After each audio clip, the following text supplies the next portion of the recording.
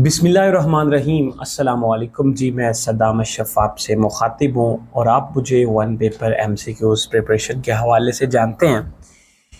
अच्छा जी, आज हम जो डिस्कस करने जा रहे हैं वो पीपीएससी के पास्ट पेपर्स को डिस्कस करने जा रहे हैं।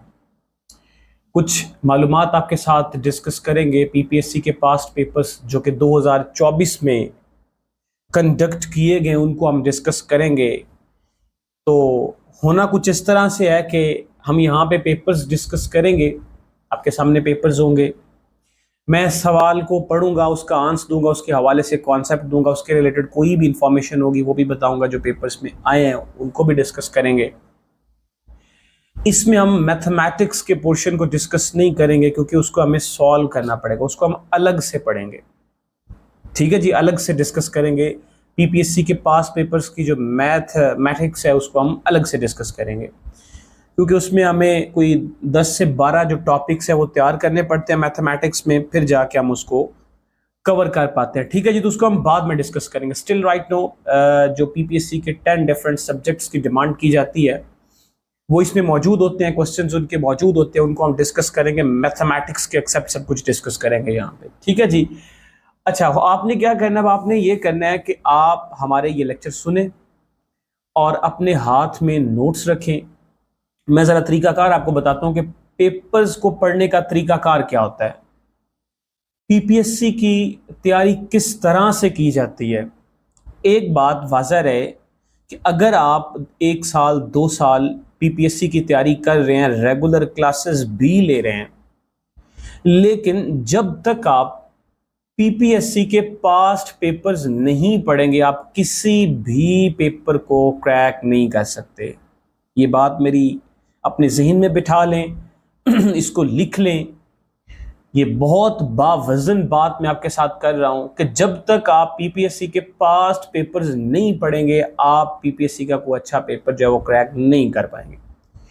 सो एक बात तो इनिशियली यही कंफर्म होगी कि पीपीएससी के अगर पेपर का हमने एग्जाम क्लियर करना है, पीपीएससी के पेपर क्रैक करने हैं, तो हमें जो पीपीएससी के पास्ट पेपर्स हैं वो जरूर करने पड़ेंगे। पीपीएससी के पास्ट पेपर्स जान होते हैं पीपीएससी की। ठीक है, कुछ बातें मैं आज ही डिस्कस करूंगा लेकिन वो बातें रिपीट नहीं करूंगा, इसलिए इन मेरी बातों को गौर करें। मैं एक्सपीरियंस के साथ आपके साथ बात शेयर कर रहा हूं, मैं कोई ऐसे नहीं बात कर रहा। जब तक आप पीपीएससी के पास पेपर्स नहीं करेंगे आप पेपर क्लियर नहीं कर पाएंगे। अब पेपर्स आपके लिए ज़रूरी है, बहुत ज़रूरी है, बहुत ज़्यादा ज़रूरी है। पेपर्स के लिए आप क्या करें, अगर आपने पीपीएससी के पास पेपर्स देखने हैं तो आप इस तरह से करें, आप जनाब इम्तियाज़ शाहिद की जो बुक है वो ले सकते हैं, लेटेस्ट जो भी एडिशन मार्केट में चल रहा हो उसके हिसाब से आप इम्तियाज़ शाहिद की जो एडवांस की बुक लें, उसमें पीपीएससी के पास पेपर तैयार करें, पीपीएससी के पास पेपर तैयार करें। इस तरह से जो 10 सब्जेक्ट्स में से आपका जो सब्जेक्ट वीक है उसके ऊपर काम करें और इस तरह से अपनी क्लासेस लें रेगुलर बेस पे, आपका पेपर पास हो जाएगा। जब पेपर पास हो जाएगा तो अगला जो स्टेप होता है वो हमारे पास क्या होता है, वो हमारे पास जनाब ये होता है कि आपने इंटरव्यू जो है आपका कंडक्ट किया जाता है। क्योंकि पीपीएससी क्या करता है, वो हर जो पोस्ट होती है एक सीट पे 5 डिफरेंट कैंडिडेट को बुलाता है। सिर्फ 5 एस्पायरेंट्स एक सीट पे जा सकते हैं, तो एक सीट सिर्फ एक बंदे को मिलनी है, 5 लोगों में से सिर्फ एक बंदे को एक सीट मिलनी है। ये हिसाब लगा ले, इतना टफ मेरिट होता है। ठीक है, तो उसके बाद जनाब जो है वो आपकी एलोकेशन होगी। तो इस तरह से अल्लाह ताला आपको कामयाब करे। तो ये सारा क्राइटेरिया होता है। अगर नेगेटिव मार्किंग की बात करें तो अगर आप 4 रॉन्ग आंसर क्लिक करते हैं तो आपका 1 नंबर डिडक्ट हो जाएगा। 90 नंबर का पेपर होता है, सॉरी 90 मिनट्स का पेपर होता है और 100 एमसीक्यूज होते हैं। 100 एमसीक्यूज 90 मिनट्स में आपने क्लियर करने होते हैं। समझ गए बात को? तो इस तरह से ये है और नॉर्मली तकरीबन 70 से लेके 80 के राउंड अबाउट जो है वो पेपर का मेरिट बनता है। ये डिपेंड करता है पेपर की कंडीशन पे और सीटों के ऊपर डिपेंड करता है कि सीटें कितनी आई है। तो ये बातें आप अपने जहन में रखें। अगर आप पीपीएससी के एस्पायरेंट्स बनने जा रहे हैं तो पीपीएससी के पास्ट पेपर्स को अपनी गज़ा बना लें। जब तक आप पीपीएससी के पास्ट पेपर्स को अपनी गज़ा नहीं बनाएंगे आप खाना खाए बगैर जिंदा नहीं रह सकते, आपकी मजबूरी है। अगर आपको जिंदा रहना है तो। अगर आपको पीपीएससी का पेपर क्रैक करना है तो आपको पास्ट पेपर्स करने पड़ेंगे, जो मर्जी हो जाए। और ये आपके लिए बड़ी जबरदस्त किस्म की अपॉर्चुनिटी है कि मैं पेपर्स आपको करवा रहा हूं, कॉन्सेप्चुअली बेस पे करवाऊंगा, उसके हवाले से जितने रिलेटेड क्वेश्चंस होंगे उनको हम डिस्कस करेंगे। अब आपने तैयार किस तरह से करना है, आपने अपने पेपर्स जो है वो अगर आपके पास हो तो वेल एंड गुड, अगर ना हो तो ये लेक्चर्स आपको देखने को मिल रहे हैं, इसमें आपको मिल जाएंगे। आपने ये काम करना है कि आपने अपने नोट्स अपने पास रखने हैं। जो मैं यहां पे पेपर्स आपके साथ शेयर करूं, डिस्कस करूं सवाल को, अगर आपको आता है तो वेल एंड गुड, अगर आपको उसका आंसर नहीं आता तो भाई साहब वो सवाल आप लिखें। समझ गए बात को कि नहीं समझ गए? उस सवाल को आप लिखें, ठीक है जी। अब लिखने का तरीका ये नहीं होता कि आपने पूरी की पूरी स्टेटमेंट जो है वो कॉपी कर डालनी है, ऐसा कोई सीन नहीं है। पूरी की पूरी जो स्टेटमेंट वो आपने कॉपी नहीं करनी। समझ गया बात को कि नहीं समझ गए? तो इस तरह से जनाब जो है वो आप अपने जहन में रखेंगे, ये बहुत ही इंपॉर्टेंट है आपके लिए, और इसको आप अपने जहन में रखेंगे। अदरवाइज जनाब जो है वो आप इसमें जो है वो नहीं चल पाएंगे, ठीक है। सो इसलिए आपको क्या करना पड़ेगा, पीपीएससी के पास पेपर्स करने पड़ेंगे। अभी जो हम पीपीएससी के पास पेपर्स करवाने जा रहे हैं वो हमारे पास है जी, कौन से? 2024 के हम डिस्कस करेंगे। ये दिल्ली बेस पे आप करेंगे, 2024 के डिस्कस करेंगे, फिर इंशाल्लाह उसके बाद 2023 के करेंगे, फिर 2022 के करेंगे, फिर 2021 के करेंगे, और 2020 तक, 20, 21, 22, 23, 24, 5 साल के पेपर्स आपको करने चाहिए और बार बार करने चाहिए। ये जब तक आप पेपर्स बार बार नहीं करेंगे, आप एमसीक्यूज का जो आंसर है या उसके जो मल्टीपल चॉइस है वो देखे बगैर आप आंसर क्लिक नहीं करेंगे, तब तक आप पेपर्स जो है वो उसका जो पेपर है वो क्रैक नहीं कर पाएंगे। सो इसलिए जरूरी है आपके लिए, मैं बार बार इस बात को रिपीट कर रहा हूं कि आपने क्या करना है, आपने इन पेपर्स को पढ़ना है, और मैं आपको तरीकाकार भी बता रहा हूं कि आपने किस तरह से करना है, ठीक है। तो ये सारी बातें ये डिस्कस करना बहुत ही जरूरी है, और इन लेक्चर्स को बिल्कुल भी आपने इग्नोर नहीं करना। यकीन माने, मैं पीपीएससी की तैयारी को अगर जान समझता हूं तो पीपीएससी के पास पेपर समझता हूं। आप जितनी मर्जी क्लासें ले ले, इससे पहले मैंने आपके साथ क्लासें डिस्कस की हैं, मैंने आपको क्लासें दी हैं, हमारे लेक्चर्स अवेलेबल हैं, आपने सुने हैं, ठीक है। तो वो भी जरूरी है, लेकिन उनके साथ अगर आप पीपीएससी के पास पेपर्स नहीं करेंगे तो आप पेपर नहीं क्रैक कर पाएंगे। मैं बार बार इस बात के ऊपर रिपीट कर रहा हूं, ये मेरा प्रैक्टिकल एक्सपीरियंस है, मैं खुद इसमें शामिल हूं, मैं इन्वॉल्व हूं, मैं जानता हूं, अच्छे से जानता हूं, आप पेपर पास नहीं कर पाएंगे। सो इसलिए पीपीएससी के पास पेपर्स को इग्नोर नहीं करना, मैं बार बार इस बात के ऊपर रिपीट कर रहा हूं, ठीक है जी। चले अब हम क्या करते हैं जी, पेपर स्टार्ट करते हैं, बिस्मिल्लाह पढ़ते हैं। तो पीपीएससी के पास पेपर्स हमारे पास मौजूद हैं, 2024 के आपको पीपीएससी के पास पेपर्स देखने को मिल रहे हैं, 2024 के, ठीक है जी। अब 2024 के हम डिस्कस करेंगे, फिर उसके बाद 23 यानी कि लेटेस्ट पेपर्स हम सबसे पहले डिस्कस करेंगे, ठीक है। तो अभी जनाब जो है वो 2024 का ही चल रहा है, जब आप सुन रहे होंगे तो इट्स अप टू यू, वो देखेंगे कि आपके पास कौन सा जो है वो ईयर चल रहा है, लेकिन स्टिल राइट नो 2024 ही चल रहा है। जब मैं रिकॉर्डिंग कर रहा हूं तो 2024 चल रहा है। तो 2024 का जो ये जो पेपर आपको देखने को मिल रहा है, 28 जुलाई 2024 का पेपर है, मॉर्निंग टाइम हुआ था ये पेपर, और क्लब केस है। अच्छा, एक बात याद रखें, बहुत से एस्पायरेंट्स को क्लब का नहीं पता होता। क्लब का सीन होता है, ये जो आपको देखने को मिल रहा है क्लब का क्या मतलब होता है कि भाई साहब जब पीपीएससी एडवर्टाइजमेंट देता है ना, तो उसमें वो डिफरेंट सारी पोस्ट अनाउंस करता है। जब पोस्ट अनाउंस करता है तो उसमें क्या करता है वो पीपीएससी ये काम करता है कि वो ये चाहता है कि जनाब अगर क्वालिफिकेशन सेम हो, मिसाल के तौर पे बैचलर्स लेवल पे कोई पेपर है, क्वालिफिकेशन रिक्वायर्ड है, तो वो क्या करता है, वो अगर 3-4 सीटें मुख्तलिफ डिपार्टमेंट की हैं तो वो क्या करता है, उनका क्लब पेपर रख लेता है, यानी एक ही पेपर रख लेता है, बजाय कि आप क्या करें, आप अलग अलग से पेपर जाके दें। फीस आपसे अलग अलग पेपर की कंडक्ट करेगा, लेकिन पेपर सबका एक ही ले लेगा, एक ही पेपर होगा। उसको क्लब बोलते हैं, उसको क्लब्ड केस बोलते हैं। समझ गया बात को कि नहीं समझ गया? तो इस तरह से ये भी जो पेपर हुआ ये क्लब्ड केस पेपर है, और ये हमारे पास 2024 में और 28 जुलाई 2024 में असिस्टेंट का पेपर, इसमें और भी वेरियस डिपार्टमेंट मौजूद है असिस्टेंट के, ठीक है जी। तो ये अब आपको क्लब की तो समझ आ गई है। तो अब हमारे पास पेपर आपको ये देखने को मिल रहा है, वो पेपर को डिस्कस करते हैं जी। आपने डेली बेस पे 5 पेपर्स करने हैं। जब तक आप डेली बेस पे 5 पेपर्स नहीं करेंगे आपकी जान नहीं छूटेगी। पेपर्स को बार बार करें, बार बार करें, बार बार करें, 30 से 40 बार आप पास पेपर्स को करें पिछले 5 सालों के, फिर आपकी जो तैयारी है वो, आपकी जो ग्रिप है वो आपकी स्ट्रांग हो जाएगी। समझ गए बात को कि नहीं समझ? सो इसलिए आपके लिए ये जरूरी है भाई साहब, ठीक है जी। चलें अब हम क्या करते हैं, अब हम इस तरह से करते हैं कि हम पेपर को स्टार्ट करते हैं। क्वेश्चन नंबर 1 मौजूद है हमारे पास, I bought pictures when I was on on holiday, on holiday, ये प्रपोजिशंस यहां पे लग रही है, आप एक तरह की प्रपोजिशन लगा रहे हैं। ऑन हॉलीडे जून, ठीक है जी। No I am going to hang them in, यहां पे आप देखें, sorry, I bought pictures when I was on holiday, जब मैं हॉलीडे पे था तो मैंने एक पिक्चर्स जो है वो खरीदी थी, कब? इन जून, कब खरीदी थी? जून में। समझ गया बात को? जब अगर आपके पास मिसाल के तौर पे कोई भी डेज हो ना, मिसाल के तौर पे कोई भी हफ्ते का दिन हो, तो वहां पे आप कौन सा प्रपोजिशन लगाते हैं? ऑन लगाते हैं, ठीक है। और यहां पे मंथ देखे तो मंथ में इन लगेगा हमारे पास। इस तरह से now I am going to hang them on, इसके ऊपर मैंने उनको लटकाना है, कहां पे उनको मैंने लगाना है? तो दीवार पे लगेगा, ऑन ही, उसके दीवार के ऊपर क्या आएगा? ऑन ही आएगा, अलोंग भी नहीं आता। इस तरह से ये ऑप्शन जो है वो फार और ऑन की वजह से गलत हो जाएगा, तो ये राइट ऑप्शन ए है। समझ गया बात को? Who was founded the school of Darse Nizamia, ये जो स्कूल है दर्से निजामिया का, ये किस शख्सियत ने इंडो पाक यानी कि हिंदुस्तान में इसको मुतारफ कराया था, इसकी बुनियाद रखी थी? तो मुल्ला निजामुद्दीन साहब जनाब जो है वो, उन्होंने इसकी बुनियाद रखी थी। कब रखी थी? औरंगजेब आलमगीर के दौर में रखी थी, 1748 में रखी थी। समझ गया बात को? इस तरह से आप अपने जहन में रखेंगे। इस तरह से ये शेख अहमद सरहंदी साहब हैं। शेख अहमद सरहंदी साहब जो है वो, ये भी एक बड़ी जबरदस्त किस्म की पर्सनैलिटी है, ठीक है जी। इस तरह से ये फरीदुद्दीन अतार साहब, नन ऑफ द अबव। यहाँ पे राइट ऑप्शन ए हमारे पास होगा। Who was the prime minister of Pakistan और 12 सितंबर 1956? तो कह रहा है कि पाकिस्तान का 12 सितंबर 1956 में कौन हमारे पास प्राइम मिनिस्टर था? पीएम तो हुसैन शहीद सोहरावर्दी साहब थे, 5वें ये पीएम है। पहले पीएम डॉक्टर जनाब जो वो लियाकत अली खान साहब हैं, फिर उसके बाद ख्वाजा निजामुद्दीन साहब दूसरे बनते हैं, फिर उसके बाद तीसरे जो बनते हैं वो बोगरा अली साहब बनते हैं, मोहम्मद अली बोगरा साहब बनते हैं, चौथे चौधरी मोहम्मद अली बनते हैं, पांचवें जो है वो हुसैन शहीद सोहरावर्दी साहब बनते हैं, 5वें पाकिस्तान के पीएम जो बनते हैं, ठीक है जी। इस तरह से जनाब जो आप अपने जहन में रखेंगे।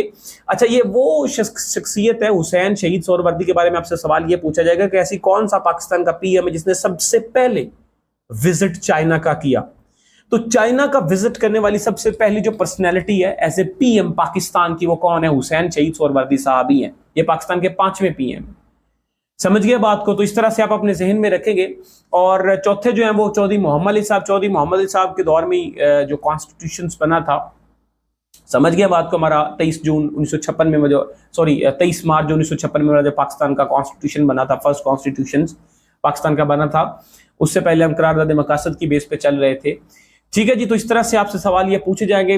मोहम्मद अली बोगरा साहब के बारे में आपसे सवाल जो है वो पूछे जाएंगे कि कौन से किस नंबर के पीएम है? 3rd पीएम है, और इन्होंने एक कॉन्स्टिट्यूशन फार्मूला भी दिया था, उनके बारे में भी आपसे सवाल पूछा जाएगा। इस तरह से फिरोज खान नून साहब हैं, ये 7वें पीएम है। इनके दौर में हमने जो है वो ग्वादर किससे खरीदी थी? ओमान से खरीदी थी। ओमान के अंदर 174 साल रही। हमने चाइना की हेल्प से, चाइना की मदद से हमने जो है ग्वादर थी वो खरीद ली थी, ठीक है जी। तो इस तरह से ये सवाल आपसे पूछे जाएंगे इनके हवाले से। उसके बाद Delhi agreement was a territorial agreement signed between. तो दिल्ली एग्रीमेंट किसके दरमियान हुआ था? पाकिस्तान और बांग्लादेश के दरमियान हुआ था। पाकिस्तान और बांग्लादेश के दरमियान में दिल्ली एग्रीमेंट हुआ था। कब हुआ था? 1974 में हुआ था, ठीक है। ये आप अपने जहन में रखेंगे। The water potential of pure water is, वो 0 होता है। जो प्योर वाटर हमारे पास होता है उसका जो पोटेंशियल होता है वो क्या होता है?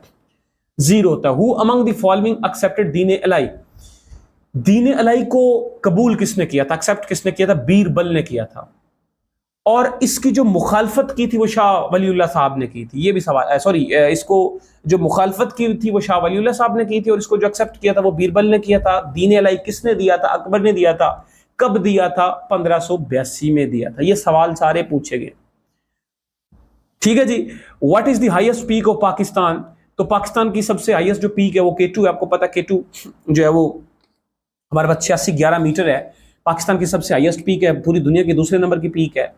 और ये जो K2 है ये हमारे पास कराक्रम में आती है। ब्रॉड पीक भी कराक्रम में है, गैशिमबर्ग वम भी हमारे पास कराक्रम में, रैकापोशी भी कराक्रम में ही आती है, ठीक है जी। तो इस तरह से Delhi proposal was presented by, Delhi proposal किसने जो है वो प्रेजेंट किया था?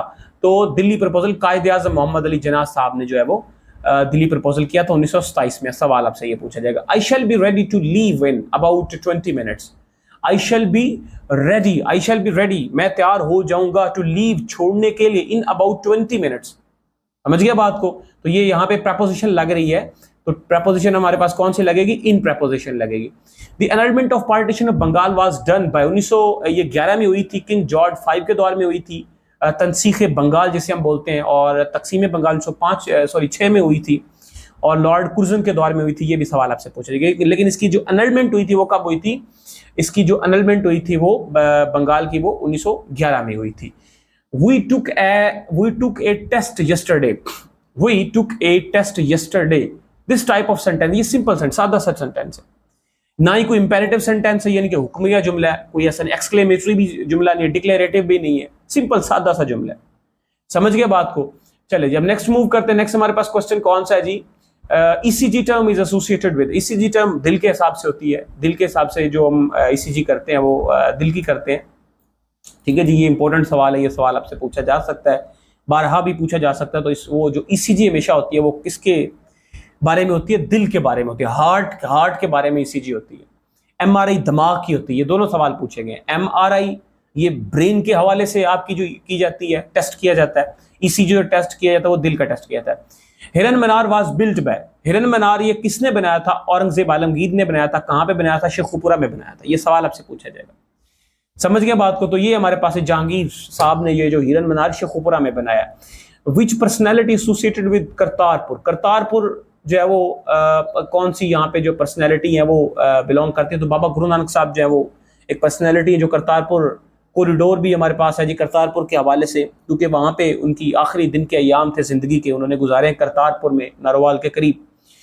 तो करतारपुर वो पूछ रहा है कि ये किस पर्सनैलिटी के साथ एसोसिएटेड है? बाबा गुरु नानक साहब के रिलेटेड ये टर्म इस्तेमाल की जाती है, क्योंकि करतारपुर जो कॉरिडोर है इसका जो इफ्तिताह था वो इमरान खान साहब ने किया था, 2019 में किया था।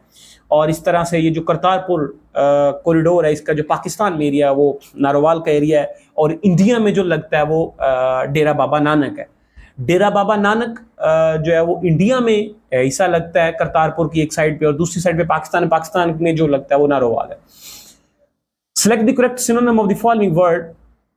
एक्सिजेंट, एक्सिजेंट का मतलब होता है अशद, बड़ी मतलब अर्जेंट जो चीज होती है, अशद जरूरी, अशद जरूरत। हम कहते हैं यार मुझे इसकी अशद जरूरत है, यार अर्जेंट जरूरत है इसकी। तो माइनर भी इसमें नहीं होगा, मामूली सी तौर मतलब ये भी नहीं होगा, ट्राइबल भी नहीं होगा, उसके जो स्टेबल भी नहीं होगा। इस तरह से urgent is the right option है, एक्सिजेंट। ठीक है जी। China has the longest border with which of the following country. China अपना सबसे ज्यादा जो लंबा बॉर्डर किस मुल्क के साथ लगाता है? चाइना का बॉर्डर जो है वो इन सारे ममालिक के साथ लगता है भाई साहब। रशिया को भी लगता है चाइना का बॉर्डर, मंगोलिया को भी लगता है, म्यांमार बर्मा को भी लगता है। और चाइना का जो सबसे लेंथी बॉर्डर है वो है जी मंगोलिया के साथ, क्योंकि चाइना के जो तकरीबन कहा जाए कि चाइना के जो नॉर्थ वाली साइड पे है वो है जी मंगोलिया। इस तरह से दूसरी नॉर्थ वेस्ट वाली साइड पे रशिया है, म्यांमार इसके बिल्कुल जो है वो साउथ वाली साइड पे आता है। ठीक है जी। तो मंगोलिया के साथ सबसे इसका लंबा बॉर्डर है, बहुत बड़ा लंबा डेजर्ट है एक किस्म का। मंगोलिया दरमियान में आता है, किसके दरमियान में आता है? चाइना और रशिया के दरमियान में मंगोलिया कंट्री आती है। और म्यांमार बर्मा तो बहुत ही एक साइड पे लग जाता है, तकरीबन ये भूटान के साथ नेपाल बांग्लादेश वाले एरिया में ये लगता है। ठीक है। तो सबसे लेंथ बॉर्डर ये 4677 किलोमीटर है चाइना का मंगोलिया के साथ। One of the country where alcohol has been very successfully used as motor fuel. तो ब्राजील भाई साहब जो अल्कोहल है उसको एज ए फ्यूल के तौर पे इस्तेमाल करता है। और ब्राजील ये भी काम करता है कि ये जो आपका शुगर कैन है, शुगर कैन में से ब्राजील साहब क्या करते हैं, ये शुगर कैन में से जनाब जो है वो निकाल के उसमें से उसको एज ए फ्यूल के तौर पे इस्तेमाल करते हैं। अल्कोहल को भी फ्यूल के तौर पे ये ब्राजील वाले इस्तेमाल करते हैं। ये साउथ अमेरिका में कंट्री है और साउथ अमेरिका की सबसे बड़ी कंट्री है एज ए रकबे के लिहाज से। नेक्स्ट क्वेश्चन है चेंज वॉइस। ये चेंज वॉइस हमने डिस्कस की हुई अपने पेपर्स में पढ़ी हुई है। अपने क्लासेस जब दी थी मैंने आपको इंग्लिश की तो उसमें हमने डिस्कस किया था। चेंज वॉइस मतलब आपने एक्टिव वॉइस से पैसिव वॉइस बनाना। ये आपको एक्टिव वॉइस देखने को मिल रहा है, she gave me a book, ये एक्टिव वॉइस है। इसको हमने पैसिव वॉइस बनाना है, चेंज वॉइस। तो सबसे पहला काम हम क्या करते थे, हम किसी भी ऑब्जेक्ट को सब्जेक्ट बनाते थे। तो यहां पे जो हमारे पास ऑब्जेक्ट है वो मी है। मी हमारे पास ऑब्जेक्टिव केस है फर्स्ट पर्सन का, इसका जो सब्जेक्टिव केस है वो आई है। तो हम क्या करेंगे, यहाँ पे आई लिखेंगे। समझ गए? बस सबसे पहले हम क्या काम करते थे, हम उसके अंदर जो है उसका सब्जेक्ट को, उसी के ऑब्जेक्ट को सब्जेक्ट बना देते थे। तो ये ऑब्जेक्ट को हमने सब्जेक्ट बना दिया आई। उसके बाद आपने चेंजेस करनी होती थी, तो आपने देखना होता था कि कौन सी चेंजेस करते हैं। जिस तरह से आपके पास फर्स्ट फॉर्म ऑफ वर्ब या डू डज आता था, तो आप उसमें किस तरह से चेंजेस करते थे, समझ गया बात को। तो उस तरह से आपने चेंजेस करनी। तो यहां पे आपको देखने को मिल रहा है गेव देखने को मिल रहा है, ये आपको गेव देखने को मिल रहा है। ये सेकंड फॉर्म ऑफ वर्ब है, यानी कि पास्ट इंडेफिनिट का ये एक तरह का टेंस है। तो जब past indefinite second form of verb होती है तो उसको हम वाज या वाज वर्ब में चेंज करते हैं। तो वाज आएगा, क्योंकि आई सिंगल आई के साथ हमेशा वाज ही आएगा, वार तो हम लगा नहीं सकते। तो यहां पे इसलिए यहां पे दूसरी जो ऑप्शन होता है उसमें हम क्या करते हैं, चेंजेस करते हैं। तो यहां पे वाज आएगा, आई वाज। उसके पास हम थर्ड फॉर्म ऑफ वर्ब लगाते हैं, तो गेव की given, third form of verb आ गई। उसके बाद हमने क्या करना है, उसके बाद ये जो हमारे पास जुमला लगता है, एक सेंटेंस बचता है हिस्सा, उसको हम लिख लेते हैं। उसके बाद हमने बाय लगाना है। वैसे थर्ड फॉर्म के फौरन बाद बाय लगाते हैं, लेकिन ये इसकी मेकिंग सेंस गलत हो जाएगी, इसलिए हमने यहाँ पे ए बुक लगाया ये वाला, फिर उसके बाद बाय लगाया। और उसके बाद हमने क्या करना है, हमने इस सब्जेक्ट को, ये जो आपका सब्जेक्ट है, इस सब्जेक्ट को ऑब्जेक्ट में चेंज करना है। तो भाई साहब ये जो शी है, ये हमारे पास सेकंड फॉर्म ऑफ वर्ब है, सॉरी सेकंड फॉर्म ऑफ हमारे पास प्रोनाउन है। ये सेकंड फॉर्म हमारे, सॉरी सेकंड फॉर्म कह रहा हूं, ये हमारे पास प्रोनाउन है, उसकी सेकंड कंडीशन है हमारे पास प्रोनाउन की, सॉरी फर्स्ट कंडीशन है तो सेकंड कंडीशन में, लेकिन ये फर्स्ट पर्सन प्रोनाउन है हमारे पास, और ये सब्जेक्टिव केस है, इसका ऑब्जेक्टिव केस हमने लिखना है। तो शी का सब्जेक्टिव केस क्या होता है, हर होता है, तो हम यहाँ पे हर लिख देंगे। तो ये राइट ऑप्शन है हमारे पास होगा। सदकैन इज ए फेमस फॉर, ये बड़ा इंपॉर्टेंट सवाल है और रिपीटेड सवाल है, बार बार पूछा गया। Sadequain is a famous for calligrapher, ये कैलीग्राफर है सदकैन साहब है। Jan Sher Khan is related to which sport, Jan Sher Khan साहब जो है वो किस स्पोर्ट के साथ बिलोंग करते हैं, स्क्वैश के प्लेयर हैं, स्क्वैश खेलते हैं, ठीक है जी। Which canal connect the Pacific and Atlantic oceans, सवाल आपसे पूछा जाएगा कि कौन सी ऐसी कैनाल है जो पैसिफिक ओशन को अटलांटिक ओशन के साथ मिलाती है। आपको पता है जब हमने पाकिस्तान सॉरी वर्ल्ड ज्योग्राफी को डिस्कस किया था, तो वर्ल्ड ज्योग्राफी में हमारे पास क्या था जनाब, हमने डिस्कस किया था जब हमारे पास नॉर्थ अमेरिका और साउथ अमेरिका को हमने डिस्कस किया, तो नॉर्थ अमेरिका और साउथ अमेरिका के दरमियान सेंट्रल अमेरिका हमारे पास एक तरह के कहें, तो सेंट्रल अमेरिका में हमारे पास दो साइड पे, एक साइड पे पैसिफिक ओशन और एक साइड पे अटलांटिक ओशन।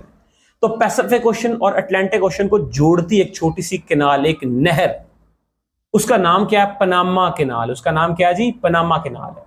या ये भी कह सकते हैं कि ये जो पनामा कैनाल है, ये पैसिफिक ओशन को कैरेबियन सी के साथ मिलाते हैं, ये भी ठीक हो जाएगा, क्योंकि Caribbean sea is the part of Atlantic ocean.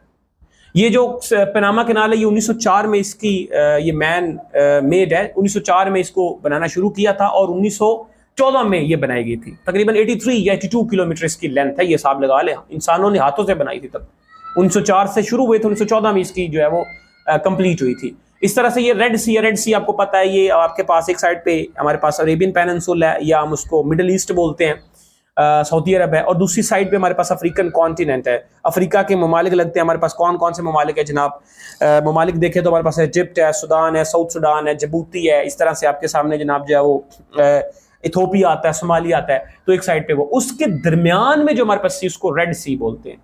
और रेड सी में ही एक स्विस कैनाल है, रेड सी में ही क्या है, स्विस कैनाल है, जो कि मिस्र के अंदर है। किसके अंदर है, मिस्र के अंदर है। मिस्र ने इसने जमाल अब्दुल नासर साहब ने इसको नेशनलाइज किया था, ये स्विस कैनाल मिस्र के अंदर में। तो इसी रेड सी में ही हमारे पास स्विस कैनाल है, जो कि रेड सी को मेडिटेरियन सी के साथ मिलाती है। ऊपर वाली साइड पे मेडिटेरियन सी और नीचे क्या है, रेड सी है। तो रेड सी और मेडिटेरियन सी को कौन मिलाती है, स्विस कैनाल। ये सारे सवाल पूछे गए हैं, मैं इसलिए आपको ये डिस्कस कर रहा हूं आपके साथ, ठीक है जी। तो ये आप अपने जहन में रखेंगे, ये वही रेड सी है जिसको हजरत मूसा अलैहिस्सलाम ने क्रॉस किया था, अपना आसा जो है वो उन्होंने फेंका था और वो उन्होंने इसको क्रॉस किया था। नेक्स्ट क्वेश्चन है जी, which of the following planets has no moon, ऐसा कौन सा यहाँ पे आपको सियारा नजर आ रहा है जिसका कोई भी चांद नहीं है। तो ऑफ कोर्स नहीं है, मरकरी का बिल्कुल भी नहीं है, अर्थ का एक है, ठीक है। तो हमारे पास मरकरी का एक भी नहीं है। उसके बाद सिनोनिम हमारे पास इम्पिटिशियस, इम्पिटिशियस हमारे पास, इसमें से राइट ऑप्शन हमारे पास सिनोनिम क्या होगा, सुरखबार। क्या जी, सुरखबार, rash is the right option of impetuous, ठीक है। जिसके बाद which US president visited Pakistan 1969, 69 में कौन सा ऐसा प्रेसिडेंट था, यूएसए का सदर था जिसने पाकिस्तान का दौरा किया, तो वो रिचर्ड एम निक्सन साहब थे। रिचर्ड एम निक्सन साहब बड़ी जबरदस्त किस्म की पर्सनैलिटी है, ये यूएसए का प्रेसिडेंट है और रहा है, और इसने विजिट किया था 1969 में, 1969 में इसने विजिट किया, 1959 में इन्होंने जनाब किया, और 1960 1997 में लिंडन जे जॉनसन साहब, बी जॉनसन साहब ने जो है वो पाकिस्तान का विजिट किया। नेक्स्ट क्वेश्चन है हमारे पास कि Pakistan receive rainfall in month of July to September. Of course Pakistan में मानसून का सिलसिला शुरू होता है जुलाई से लेकर सितंबर। जुलाई से लेकर सितंबर तक आप देखेंगे तो मानसून का जो है वो सिलसिला रहता है। तो पाकिस्तान मानसून की जो बारिशें हैं वो रिसीव करता है कब? जुलाई से लेकर सितंबर तक। ठीक है जी। उसके बाद ट्रांसफर ऑफ थर्मल हीट या thermal energy, the transfer of thermal energy या thermal heat from one substance to another which require no physical medium, जिसमें कोई किसी किस्म का मीडियम ना हो तो रेडिएशन होती है, रेडिएशन होगी। कंडक्शन में तो आपको मीडियम की जरूरत है भाई साहब, कंडक्शन में आपको जरूरत है। जैसे आपके साथ एक मिसाल के तौर पे आपके हाथ में एक सरी है, आप उसको अपने हाथ में पकड़ दूसरी साथ उसको आग के ऊपर रखते हैं, तो कंडक्शन के जरिए जो है वो उसकी जो एनर्जी है वो मुंतकिल हो जाएगी और आपके हाथ जो है वो जल जाएंगे। और इस तरह से कन्वेक्शन में भी हमारे पास होती है, लेकिन रेडिएशंस में जो है वो मीडियम की जरूरत एक तरह से कह लें फिजिकल मीडियम की बात हो, फिजिकल मीडियम नहीं होता। The writer of declaration of American independence was Jefferson साहब ने लिखा था। उनका जो डिक्लेरेशन था उन्होंने जेफरसन ने लिखा था। इनका जो कॉन्स्टिट्यूशन था ये कह लें वो किसने लिखा था? जेफरसन ने लिखा था। इनके जो पहले प्रेसिडेंट थे वो बने जनाब हमारे पास, क्या नाम है उनका, जॉर्ज वाशिंगटन साहब इनके फर्स्ट प्रेसिडेंट बने और थर्ड प्रेसिडेंट जेफरसन हमारे पास बने। ठीक है जी।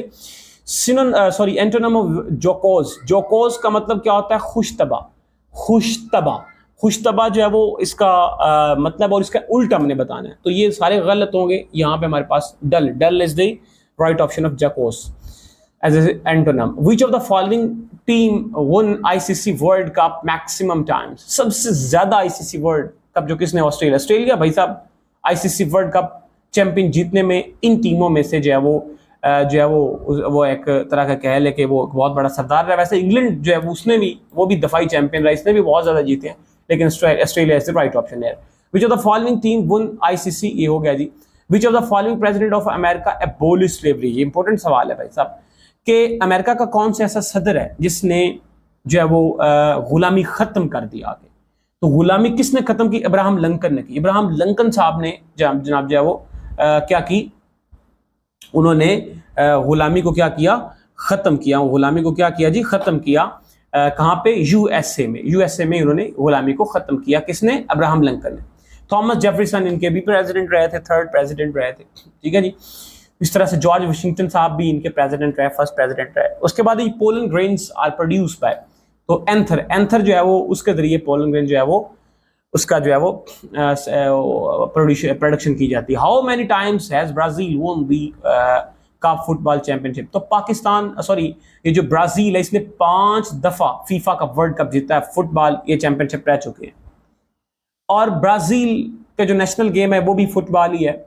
तो सबसे ज्यादा यहाँ पे टीमें जो ब्राजील, उसने कितने वर्ल्ड कप जीते हैं अभी तक? 5 जीते हैं। तो statue of liberty situated in ये न्यूयॉर्क में। स्टैच्यू ऑफ लिबर्टी कहां पे मौजूद है? न्यूयॉर्क में मौजूद है। ये फ्रांस की तरफ से गिफ्टेड था। किसकी तरफ से गिफ्टेड था? फ्रांस की तरफ से ये गिफ्टेड था और ये न्यूयॉर्क में अमेरिका में मौजूद है। ठीक है जी। ये भी सवाल रिपीटेड है। How many Madani surah of the holy Quran are there? तो 28 हमारे पास 114 टोटल सूरतें हैं। 28 जो है वो जनाब हमारे पास कौन सी है जी? हमारे पास है जी मदनी सूरत है, और 86 जो सूरह है वो हमारे मक्की सूरत है।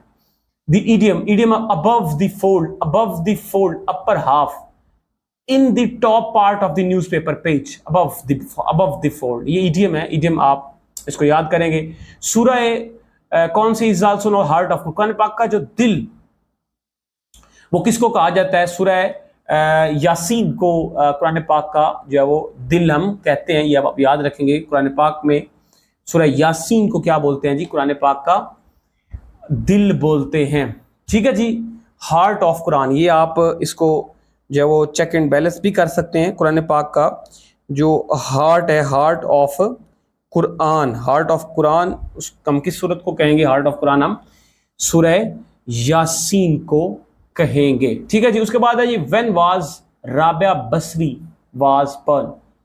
तो राबिया बसरी कब पैदा हुए? तो ये 96 हिजरी लिखा हुआ है यहाँ पे, वैसे ये 95 है, लेकिन आप इसको 96 जो हिजरी वो याद रखेंगे, क्योंकि यहाँ पे राइट जो ऑप्शन है वो फिर 95 96 ही होगा अगर नहीं दिया हुआ तो। The length of the pitch is cricket, cricket में जो हमारे पास पिच होती है उसकी लेंथ क्या है, जिसकी 22 यार्ड्स है। ये इंपॉर्टेंट है और रिपीटेड सवाल है। Which gas in A chlorofluorocarbon damage the ozone layer, तो कह रहा है कि कौन सी ऐसी गैस है जो क्लोरोफ्लोरोकार्बन को जनाब क्या कर रही है, उसकी मदद से वो डिस्ट्रॉय कर रही है ओजोन को। तो आप क्या, वो हमारे पास क्लोरीन है। वो हमारे पास कौन सी यहाँ पे क्लोरीन है। Which gas in chlorofluorocarbon damage the ozone layer most, सबसे ज्यादा। वैसे उसमें अमोनिया भी हम कह सकते हैं क्योंकि अमोनिया रेफ्रिजरेटर में यूज होती है और रेफ्रिजरेटर में से अमोनिया निकलती और इसकी वजह से भी जो है वो बर्बादी हो रही है ओजोन की। Select the pair which has the relationship distance mile, ये एनालॉजी है। एनालॉजी के सवाल आपसे पूछे जाएंगे, एनालॉजी के सवाल आते भी हैं, समझ गए बात को। तो इसमें आपने मेकिंग सेंस देखनी होती है कि किस तरह से हम जो है वो सेंस इसमें यूज कर सकते हैं। तो एनालॉजी यहाँ पे देखिए जी, हमारे पास सेलेक्ट द पेयर, इसमें कौन सी डिस्टेंस और माइल है। तो डिस्टेंस और माइल, एक साइड पे देखिए इतना लंबा डिस्टेंस वो माइल्स में होता है।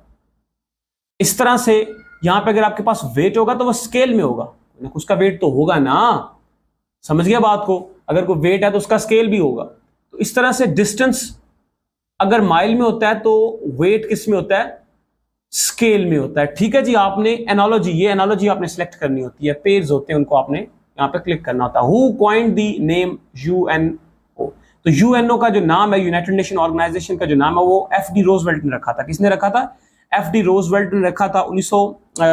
26 जून 1945 में 46 में इसका जो चार्टर है वो साइन किया गया। फिर उसके बाद 24 अक्टूबर 1900 हमारे पास जनाब जो है वो 45 में 1945 की 26 1945 में इसका चार्टर साइन किया गया। और ये जो यूएन 24 अक्टूबर 1945 में ये बाकायदा तौर पे बनाई गई और इसका जो नाम है वो किसने रखा था, एफ.डी. रोजवेल्ट ने रखा था। उसके बाद Francois Bernier belongs to which country, ये किस मुल्क का रहने वाला शख्स था, तो ये हमारे पास फ्रांस का रहने वाला था। When the Truce of Hudaibiya, सुलह हुदैबिया कब हुई थी, 6 हिजरी को हुई थी। इसको लिखने वाला कौन था, हज़रत अली थे। 10 साल का मुआहिदा था, ठीक है जी। और इसमें तकरीबन 52 के राउंड अबाउट जो है वो शिक्के इसमें शामिल थी। राकापोशी, ये जो पहाड़ी सिलसिला है कहाँ पे है, क्राक्रम में, ठीक है जी। ये हिमालय में भी नहीं है और हिंदू कश्मीर में भी नहीं। Study of the evaluation of man as an, तो हम उसको क्या बोलते हैं, एंथ्रोपोलॉजी बोलते हैं। Study of evaluation of man, ठीक है जी, तो उसको हम क्या बोलते हैं, एंथ्रोपोलॉजी बोलते हैं। Fall of Constantinople leads to which modern history के जनाब जो है वो जरिए जो है वो फॉल ऑफ कॉन्स्टेंटिनोपल हुआ था। उसके बाद है जी, please be careful the luggage of fragile. Fragile का वैसे मतलब होता है वीक, बहुत कमजोर। तो प्लीज बी केयरफुल, आपने भाई साहब केयरफुल रहना है, ठीक है जी। तो आप ये इसमें आप राइट ऑप्शन होगा। Sikaram is the highest peak of Koh Safed. Sikaram is the highest peak of Koh Safed. ये सिकराम हमारे पास पीक है और ये किसकी है, कोय सफेद की है। कराक्रम की केटू है, कोय सुलेमान की तख्ते सुलेमान है, ठीक है जी। और इस तरह से ये जो हिंदू कश है इसमें हमारे पास तुर्चमीर जो हाईएस्ट पीक है वो हिंदू कश की है। She is looking for an economy either in flat और शेयर्ड हाउसेस। अच्छा, ये आपने याद रखना, आइदर और, neither nor, but not only us, इस तरह से एक रिलेशन बनता है। फिर से लिखे, आइदर और, नाइदर नॉर, बट आल्सो, ठीक है जी। तो ये आपने रिलेशन याद रखना है। अगर आपको ये देखना है, यहाँ पे देखिए और आया हुआ है, तो आइदर के साथ और आता है, नाइदर के साथ नॉर आता है। अगर यहाँ पे नॉर होता तो यहाँ पे नाइदर लगाते, अगर यहाँ पे और है तो यहाँ पे आइदर लगेगा, ठीक है जी। तो इस तरह से आप अपने ज़हन में इसको रखेंगे। Identify the adjective. एडजेक्टिव क्या है, हार्ड यहाँ पे एडजेक्टिव है। सिट यहाँ पे एक वर्ब है, रीड एक वर्ब है, टॉक एक वर्ब है। तो हार्ड किसी काम के हवाले से बताया गया, तो ये क्या है हमारे पास, वो हार्ड जो है यहाँ पे एडजेक्टिव के तौर, किसी इस्म की जो सर्फ करेगा ना वो हार्ड का, वो हमारे पास एडजेक्टिव कहलाएगा। तो यहाँ पे Gwadar port is in province of Balochistan, of course Gwadar यहाँ पे कहाँ पे पोस्ट है, ये पोर्ट कहाँ पे है, ये बलोचिस्तान में। शी लिव्ड इन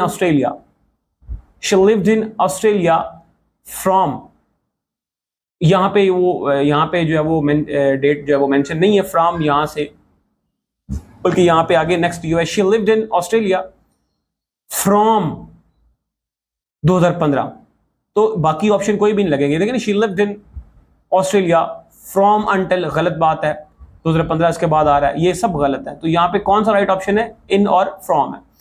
गजवा बदर अकॉर्डिंग, गजवा बदर 2 हिजरी को हुआ था और आपको पता है कि मुसलमानों ने ये जंग जीत ली थी। इसमें उतबा शेबा वलीद हिंदा का भाई चचा बाप मारा गया था और अबू जहल मारा गया था, माज और मऊज ने इसे मारा था।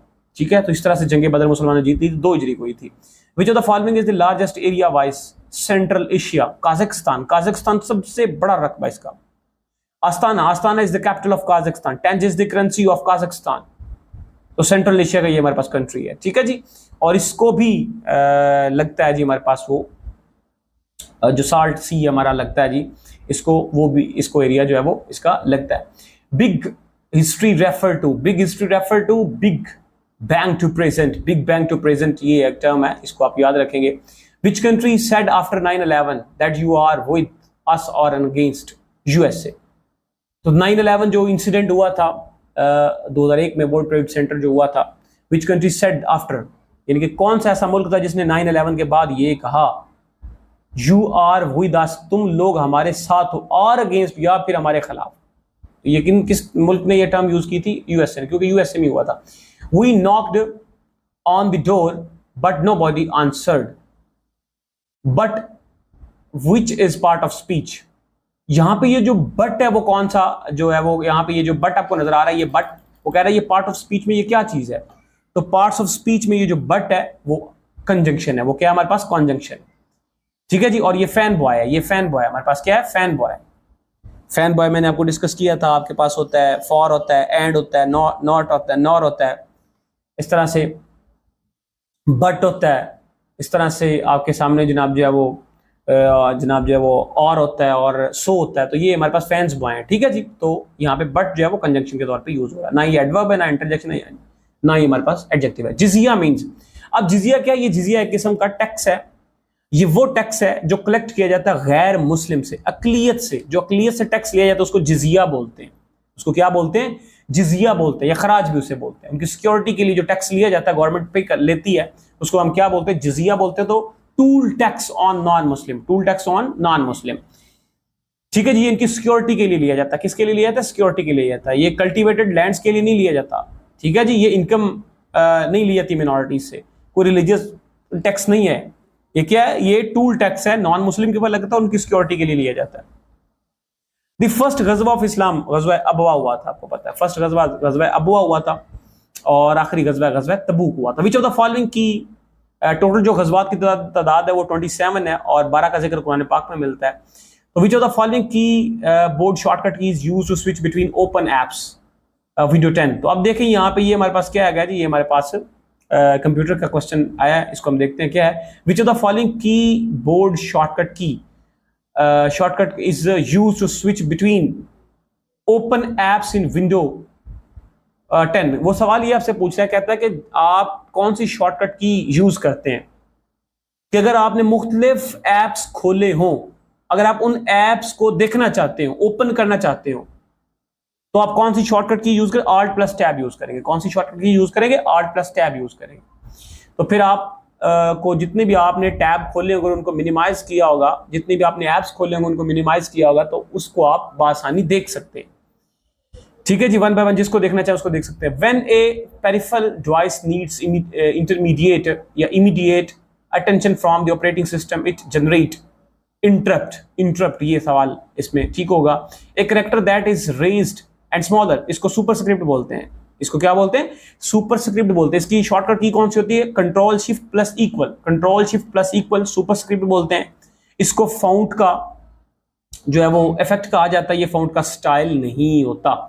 इस तरह से सबस्क्रिप्ट भी हमारे पास एक फाउंट का इफेक्ट है, और फाउंट का इफेक्ट हमारे पास कौन सा, इसकी शॉर्टकट की कौन सी थी, कंट्रोल प्लस इक्वल होती है। सुपरस्क्रिप्ट में क्या होता है, control plus shift plus equal होता है।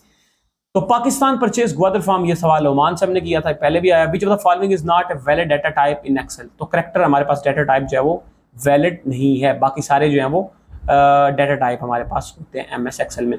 दी खाकसार तहरीक वाज एस्टैब्लिश्ड 1931 में ये सैयद अहमद शहीद साहब ने खाकसार तहरीक चलाई थी। तो ये पूछ रहे हैं कि वो किसने चलाई थी। उसके बाद ये मैथमेटिक्स का सवाल, इसको हम नहीं डिस्कस करेंगे, इंशाल्लाह इनको हम नेक्स्ट लेक्चर्स में फिर डिस्कस करेंगे। ये मैथमेटिक्स के क्वेश्चन है। Who was the first federal law minister of Pakistan? Pakistan का पहला जो फेडरल मिनिस्टर जो है, वो फेडरल लॉ मिनिस्टर है, वो हमारे पास कौन सा है? जोगिंद्रा नाथ मैंडल साहब जो है वो पाकिस्तान के पहले फेडरल लॉ मिनिस्टर्स हैं। When was the Punjab food authority established? 2011 में पंजाब फूड अथॉरिटी आई थी। सवाल रिपीटेड है। तो उसके बाद मैथमेटिक्स का सवाल है जी, ये भी मैथमेटिक्स का सवाल है। द एस्टैब्लिशमेंट ऑफ दिल्ली सल्तनत बिगन? महमूद गौरी साहब ने जो है ना वो उसका आगाज किया था दिल्ली सल्तनत का अटैक करके। फिर उसके बाद उनके बाद जो है वो दिल्ली सल्तनत का आगाज 1206 से होता है और 1206 के बाद 1526 तक चलती है, जिसमें slave dynasty, Khilji dynasty, Tughlaq dynasty, Sayyid dynasty, Lodhi dynasty, इस तरह से ये डायनेस्टीज चलती हैं। इसको दिल्ली सल्तनत बोलते हैं। 1206 में इसका वैसे बेसिकली बाकायदा तौर पे कहा जाता है कि इसका आगाज हुआ था दिल्ली सल्तनत का, फिर 1526 तक चली थी और महमूद गौरी साहब ने पहले अटैक करके इन्वेंशन करके इसका आगाज किया था। ठीक है जी। तो इस तरह से ये भी मैथमेटिक्स का। Who was the president of Pakistan after the death of Ziaul Haq? Ziaul हक की डेथ के बाद, मरने के बाद उसके बाद प्रेसिडेंट मुल्क का कौन बना? गुलाम इसाक खान साहब बने थे। और आते ही उन्होंने जनाब जो वो बेनजीर भुट्टो की जो हुकूमत है वो गिरा दी। ठीक है जी। तो गुलाम इसाक साहब ने जो 8 अमेंडमेंट में 22B 82 और 85 2B जो सेक्शन लगाया था 8 अमेंडमेंट में ज़िया-उल हक साहब ने जो पास करवाई थी, उसमें ये जो है वो कहा गया था कि जो है वो सारे जो इख्तियारात हैं वो सदर के पास हैं और उसको क्या कर सकते हैं, वो किसी को भी घर भेज सकते हैं। तो ज़िया-उल हक साहब के बाद गुलाम इसाक साहब आए और इन्होंने आते ही 1990 की जो हुकूमत थी वो बेनज़ीर भुट्टो की गिरा दी। वैसे सबसे पहले बेनज़ीर भुट्टो की हुकूमत जो पहले आई थी वो 88 में आई थी, 1988 में आई थी। 90 में तो नवाज शरीफ की हुकूमत बनी थी ना। 88 में वो 2 साल चलने के बाद उन्होंने इसकी हुकूमत जो है वो गिरा दी। उसके बाद नवाज शरीफ साहब आए। नवाज शरीफ साहब जो है वो भी 1992 से 90 से 93 तक चलते हैं। 93 में फिर इनकी हुकूमत गुलाम इसाक साहब उड़ा देते हैं। फिर उसके बाद 1993 से लेकर 1996 तक जो है वो बेनज़ीर भुट्टो साहिबा आती हैं। फिर फ़रूक लगारी साहब उनको घर भेज देते हैं। फिर इस तरह से आगे जनाब जो है वो फिर नवाज शरीफ साहब आ जाते हैं। तो नवाज शरीफ साहब को घर भेजने वाले जो हैं वो जनाब परवेज़ मुशर्रफ साहब हैं। 1999 में वो घर भेज देते हैं। 12 अक्टूबर 1999 को वो मार्शल लगा कर वो घर भेज देते हैं। तो खुद फर्स्ट चीफ एग्जीक्यूटिव ऑफिसर बनते हैं। फिर उसके बाद प्रेसिडेंट बनते हैं। 2007 में वो फिर चले जाते हैं। उसके बाद जनाब जो है वो आसफ़ अली ज़रदारी साहब जो है वो सदर बनते हैं पाकिस्तान के। इस तरह से ये मामला आगे चलते हैं। ठीक है जी। उसके बाद हमारे पास क्या जी, ये भी मैथमेटिक्स का सवाल है। उसके बाद है जी Gangkhar Puensum the highest unclimbed mountain in the world which is located in Bhutan. Bhutan के अंदर ये एक पीक है, ये जो एक पहाड़ी है, इसको क्या कहा जाता है? दुनिया में हाईएस्ट भी एक तरह का कहा जाता है और इसको अनक्लाइम्ड कहा जाता है, यानी इसके ऊपर चढ़ना मुश्किल है, इसके ऊपर चढ़ नहीं सकता कोई भी। तो भूटान में मौजूद है। BRI stands for belt and road initiative. ये चाइना का एक प्रोजेक्ट है। इसमें तकरीबन 9 डिफरेंट जो है वो जोन्स बनाए गए हैं इसमें। और पाकिस्तान में चाइना का हिस्सा जो CPEC है वो अप्रैल 2015 में स्टार्ट हुआ था। बेल्ट रूट एंड इनिशिएटिव इसको बोलते हैं। बड़ा ज़बरदस्त किस्म का ये चाइना का प्रोजेक्ट और मुख्तलिफ ममालिक में ये चाइना का जो प्रोजेक्ट वो चल रहा है, जिसमें पाकिस्तान में CPEC भी चल रहा है। अप्रैल 2015 में स्टार्ट हुआ था और 30 के राउंड अबाउट ये ख़त्म हो जाएगा। इस तरह से चलता है ये मामला। ठीक है जी। Which article of the constitution 1973 is related to the affair of ज़कात? तो जो 31 हमारे पास आर्टिकल है वो किसके हवाले से? 9370 कॉन्स्टिट्यूशन का हुआ है जी, ज़कात के हवाले से। Iron is an essential mineral which is needed to from for our body for the production of haemoglobin. Haemoglobin की प्रोडक्शन के लिए या हेमोग्लोबिन की हिफाजत के लिए हमारे जिस्म के अंदर जो है वो आयरन है उसका होना बहुत ही ज़रूरी है। ठीक है जी। Which area has the biggest deposit of iron? भाईजान आयरन पाकिस्तान में सबसे ज़्यादा काला बाग में है। काला बाग के रीजन में पाकिस्तान में सबसे ज़्यादा आयरन का डिपॉजिट मिलता है। Which one of the following is the sustainable development goal SDG target to be achieved by 2030? तो कब जनाब जो है वो किस तरह से non poverty, zero hunger, good health and well being, all of the above, ये SDG एक तरह का टारगेट हमारे पास है, सस्टेनेबल डेवलपमेंट गोल इसको बोलते हैं। तो ये अचीव कर लिया जाएगा कब, 2030 तक अचीव कर लिया जाएगा। तो ये इसमें से सारी चीजें ये जो खत्म हो जाएंगी एक तरह की, ठीक है। जिसके बाद है जी modern history means, modern history का क्या मतलब होता है, history of the world beginning after the middle ages, beginning of the middle ages. उसके बाद है जी Titu Mir movement consider one of the Muslim reform movement mainly aimed at eradicating which of the following systems against Hindu landlord and British indigo planters के खिलाफ था। ये टीटू मीर साहब जो है वो आप ये जहन में रखेंगे। Which software is use to convert DOC file into PDF?